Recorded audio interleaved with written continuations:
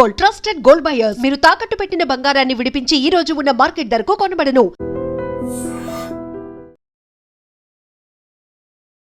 నమస్తే, welcome to I dream talking point with Kavitha.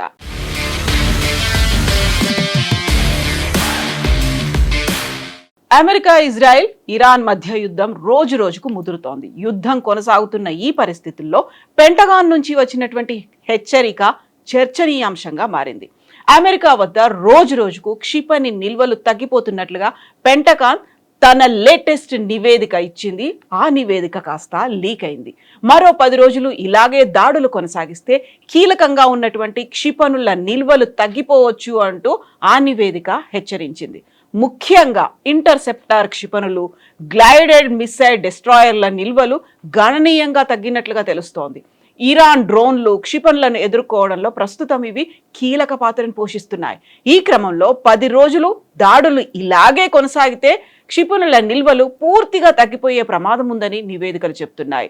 Remember, Donald Trump ఈ యుద్ధం ఇంకొక 3 నుంచి 4 వారాల పాటు కొనసాగే అవకాశం ఉందని ట్రంప్ అనౌన్స్ చేస్తున్నారు. బట్ ఆయుధ క్షిపణి సంపత్తిని తిరిగి పెంచుకునేందుకు అధికంగా ఖర్చులు భరించాల్సి ఉంటుందంటూ పెంటగాన్ నివేదిక పేర్కొంది. కీలకమైన ఆయుధాల కొరత వల్ల ఇరాన్ దాడులను తిప్పికొట్టడం అసాధ్యంగా మారే అవకాశం ఉందని హెచ్చరించింది. గత కొన్నేళ్లుగా మిత్ర దేశాలైన ఇజ్రాయెల్, ఉక్రెయిన్లకు ఆయుధ సంపత్తిని అందిస్తుండటంతో నిల్వలు తగ్గిపోతున్నట్లుగా ఈ నివేదిక వెల్లడించింది. అమెరికా అధ్యక్షుడు డొనాల్డ్ ట్రంప్ చేస్తున్న ప్రకటన మాత్రం మరోలా ఉంది. తమ వద్ద లెక్కలేనన్ని ఆయుధాలు ఉన్నాయని ఆయన తెలిపారు. ఇరాన్తో పోరాటానికి కావలసినటువంటి ఆయుధాలు తమ వద్ద అందుబాటులో ఉన్నాయి అనేటువంటి ఒక ప్రకటన ఆయన నుంచి వెలువడింది. అయితే అత్యాధునిక ఆయుధాలను ఇతర దేశాల్లోనూ నిల్వ చేశామని కూడా వెల్లడించారు.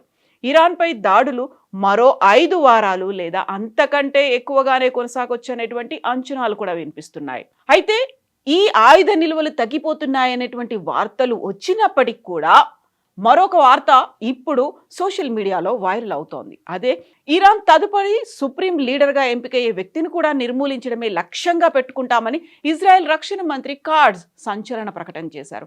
ఇజ్రాయెల్, అమెరికా సంయుక్తంగా జరిపిన దాడిలో సుప్రీం లీడర్ అలీ ఖమేనీ మృతి చెందిన విషయం తెలిసిందే.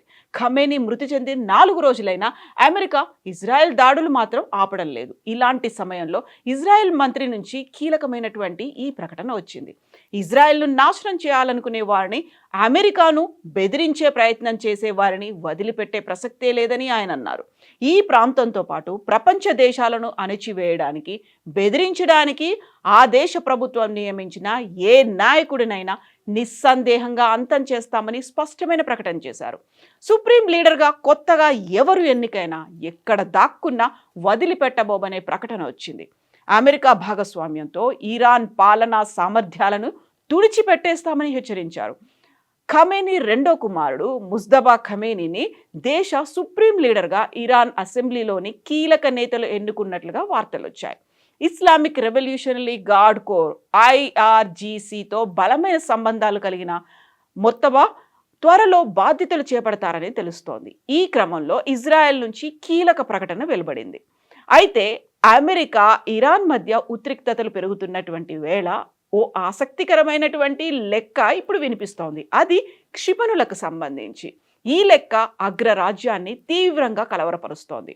యుద్ధం అంటే కేవలం ఆయుధాల శక్తి ప్రదర్శన మాత్రమే కాదని, దాని వెనకాల పక్కా ఆర్థిక వ్యూహం కూడా ఉంటుందని తాజా పరిణామాలు స్పష్టం చేస్తున్నాయి. ఒక రకంగా ఆర్థికంగా నష్టం జరగడంతో పాటు ప్రాణ నష్టం జరుగుతోంది. దీంతో పాటుగా ఆయుధ సంపత్తికి కూడా తీవ్ర స్థాయిలో నష్టం జరుగుతోంది.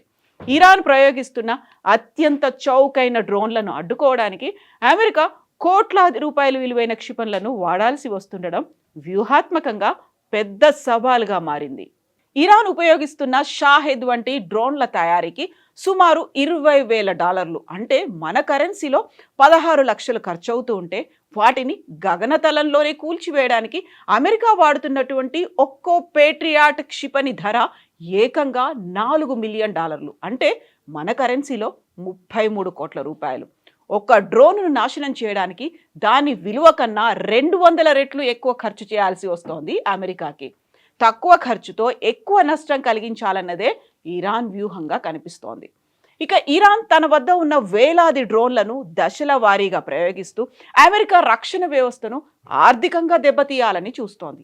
ఈ దాడుల వల్ల దుబాయ్, దోహా వంటి నగరాల్లో కీలక మౌలిక సదుపాయాలను కూడా దెబ్బతింటున్నాయి. మరోవైపు అమెరికా ఆయుధ నిల్వలు వేగంగా కరిగిపోతున్నాయని, యుద్ధం ఇదే రీతిలో మరో 10 రోజులు కొనసాగితే క్షిపణుల కొరత ఏర్పడవచ్చని పెంటగాన్ వర్గాలు ఆందోళన వ్యక్తం చేస్తున్నాయి. ఆ దిశగా ఒక నివేదికను కూడా వెల్లడించాయి. అయితే అధ్యక్షుడు డొనాల్డ్ ట్రంప్ ఈ ఆపరేషన్కు ఎపిక్ ఫ్యూరీ అని పేరు పెట్టిన క్షేత్రస్థాయిలో అమెరికాకు ఇది గట్టి సవాల్గానే మారుతోంది అనేటువంటి విశ్లేషణలు వినిపిస్తున్నాయి. భారీ ఆయుధాలు కలిగి ఉండడమే కాదు, వాటిని ఆర్థికంగా ఎంత కాలం మోయగలమన్నదే ఇప్పుడు అగ్రరాజ్యం ముందున్నటువంటి అసలైన పరీక్ష అని రక్షణ రంగ నిపుణులు అయితే చెప్తున్నారు. దీంతో పాటుగా ఇజ్రాయెల్ మాత్రం అమెరికాను ఇందులోకి లాగింది, బలవంత పెట్టింది. ఇజ్రాయెల్ కోసమే అమెరికా ఇప్పుడు యుద్ధ రంగంలోకి దిగింది అనేటువంటి వార్తలు, వాదనలు కూడా వినిపిస్తున్నాయి. బట్ ఇరాన్తో యుద్ధం ఖమేనీని చంపేసిన తర్వాత ఇమ్మీడియట్గా క్లోజ్ అవుతుంది అని భావించినటువంటి తరుణంలో అది ఇంకా కంటిన్యూ అవడం, 5 రోజులు పూర్తయిపోయి 6వ రోజులోకి ఎంటర్ అవడంతో ఇరాన్తో యుద్ధం అంత తేలిక కాదు అనేటువంటి వాదనలు కూడా వినిపిస్తున్నాయి. మీరేమనుకుంటున్నారో కామెంట్స్ రూపంలో తెలియజేయండి.